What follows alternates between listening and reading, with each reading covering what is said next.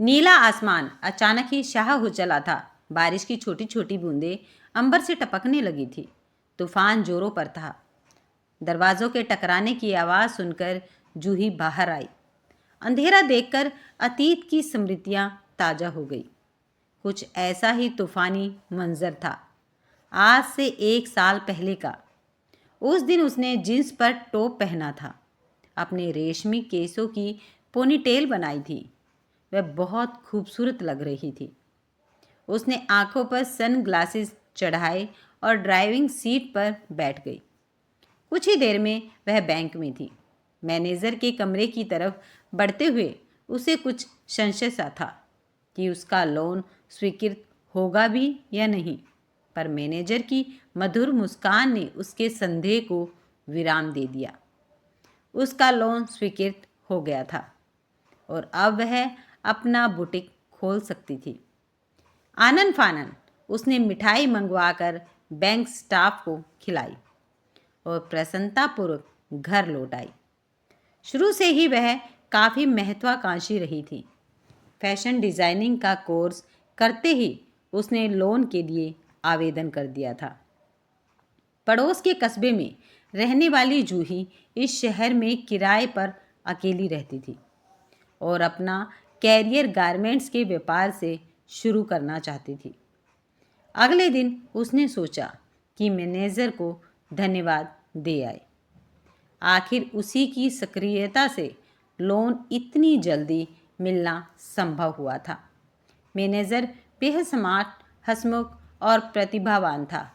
जूही उससे बेहद प्रभावित हुई और उसकी मंगाई कॉफ़ी के लिए मना नहीं कर पाई। बातों बातों में उसे पता चला कि वह शहर में नया आया है। उसका नाम नीरज है और शहर से दूर बने अपार्टमेंट में उसका निवास है। धीरे धीरे मुलाकातें बढ़ी तो जूही ने पाया कि दोनों की रुचियाँ काफ़ी मिलती हैं। दोनों को एक दूसरे का साथ काफ़ी अच्छा लगने लगा। लगातार मुलाकातों में जूही कब नीरज से प्यार कर बैठी पता ही नहीं चला। नीरज भी जूही की सुंदरता का कायल था। बिजली तो उस दिन गिरी जब बुटीक की ओपनिंग सेरेमनी पर नीरज ने अपनी पत्नी नीता से जूही को मिलवाया। नीरज के विवाहित होने का जूही को इतना दुख नहीं हुआ जितना नीता को उसकी पत्नी के रूप में पाकर। नीता जूही की सहपाठी रही थी और हर बात में जूही से 19 थी। उसके अनुसार नीता जैसी साधारण स्त्री नीरज जैसे पति को डिजर्व ही नहीं करती थी। सहेली पर विजय की भावना जूही को नीरज की तरफ खींचती गई और नीता से अपनी श्रेष्ठता प्रमाणित करने के चक्कर में जूही का नीरज से मिलना जलना बढ़ता चला गया। नीता खुश थी। अकेले शहर में जूही का साथ उसे बहुत ही अच्छा लगता था। वह हमेशा उससे कुछ सीखने की कोशिश करती रहती, पर इन लगातार मुलाकातों से जूही और नीरज को कई बार एकांत मिलने लगा। दोनों बहक गए और अब एक दूसरे के साथ रहने के बहाने खोजने लगे। नीता को अपनी सहेली पर रच मात्र भी शक न था और नीरज पर तो वह आंख मूंद कर विश्वास करती थी। विश्वास का प्याला तो उस दिन छलका जब पिताजी की बीमारी के चलते नीता को महीने भर के लिए पीहर जाना पड़ा। सरप्राइज देने की सोच में जब वह अचानक घर आई तो उसने नीरज और जूही को आपत्तिजनक हालात में पाया।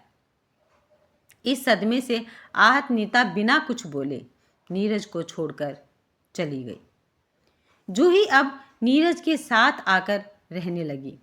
कहते हैं ना कि प्यार अंधा होता है, पर जब everything is fair in love and war का इरादा हो तो शायद वह विवेक रहित भी हो जाता है। समय अपनी गति से चलता रहा। जूही और नीरज मानो एक दूसरे के लिए ही बने थे। जीवन मस्ती से कट रहा था। कुछ समय बाद जूही को सब कुछ होते हुए भी एक कमी सी खलने लगी। आंगन में नन्ही किलकारी खेले वह चाहती थी, पर नीरज इसके लिए तैयार नहीं था। उसका कहना था कि लिव इन रिलेशन की कानूनी मान्यता विवादास्पद है, इसलिए वह बच्चे का भविष्य दांव पर नहीं लगाना चाहता। जूही इस तर्क के आगे निरुत्तर थी। जूही का बुटीक अच्छा चल रहा था, नाम व कमाई दोनों ही थे। एक दिन अचानक ही एक आमंत्रण पत्र देखकर वह सख्ते में आ गई। पत्र नीरज की पर्सनल फाइल में था। आमंत्रण पत्र महक रहा था। वह था तो किसी पार्लर के उद्घाटन का, पर शब्दावली शायराना व व्यक्तिगत सी थी। मुख्य अतिथि नीरज ही थे। जूही ने नीरज को मोबाइल लगाना चाहा, पर वह लगातार आउट ऑफ रीच आता रहा। दिन भर जूही का मन काम में नहीं लगा। बुटीक छोड़कर वह जा नहीं सकती थी। रात को नीरज के आते ही उसने प्रश्नों की झंडी लगा दी। कुछ देर तो नीरज बात संभालने की कोशिश करता रहा, पर तर्क विहीन उत्तरों से जब जूही संतुष्ट नहीं हुई तो दोनों का झगड़ा हो गया। नीरज पुनः किसी अन्य स्त्री की ओर आकर्षक था। संभवतः पत्नी के रहते जूही के साथ संबंध बनाने ने उसे इतनी हिम्मत दे दी थी। मौजूदा दौर में स्त्री की आर्थिक स्वतंत्रता ने उसके वजूद को बल दिया है, इतना कि कई बार वह समाज के विरुद्ध जाकर अपनी पसंद के कार्य करने लगती है। नीरज जैसे पुरुष इसी बात का फायदा उठाने लगते हैं। उन्होंने पढ़ी लिखी बराबर कमाने वाली स्त्री को अपने समान नहीं माना, बल्कि उपभोग की वस्तु समझकर उसका उपयोग किया। अपने स्वार्थ के लिए जब चाहा उन्हें समान दर्जा दे दिया और जब चाहा तब सामाजिक रूढ़ियों के बंधन तोड़ दिए। विवाह उनके लिए सुविधा का खेल हो गया। इस आकस्मिक घटनाक्रम के लिए जूही तैयार नहीं थी।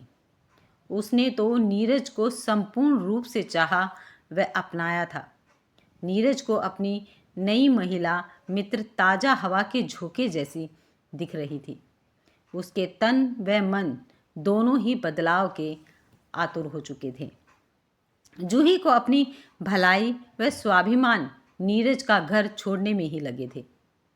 कुछ महीनों का मधुमास इतनी जल्दी व इतनी बेकदरी से खत्म हो जाएगा उसने सोचा भी न था। नीरज ने उसको रोकने का थोड़ा सा भी प्रयास नहीं किया। शायद जूही ने इस कटु सत्य को जान लिया था कि पुरुष के लिए स्त्री कभी हम कदम नहीं बनती।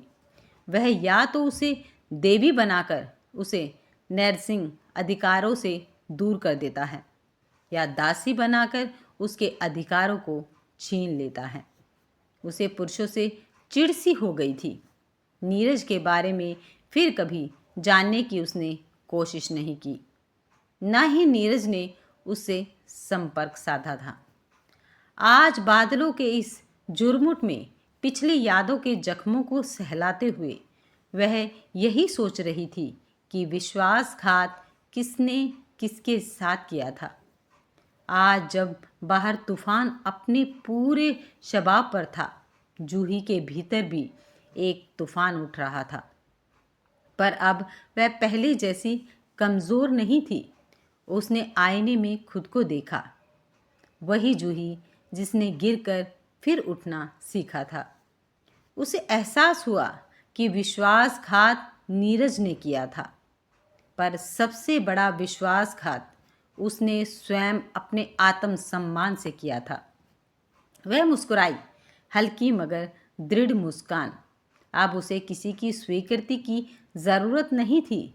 उसका बुटीक उसकी पहचान था, उसकी मेहनत, उसकी ताकत।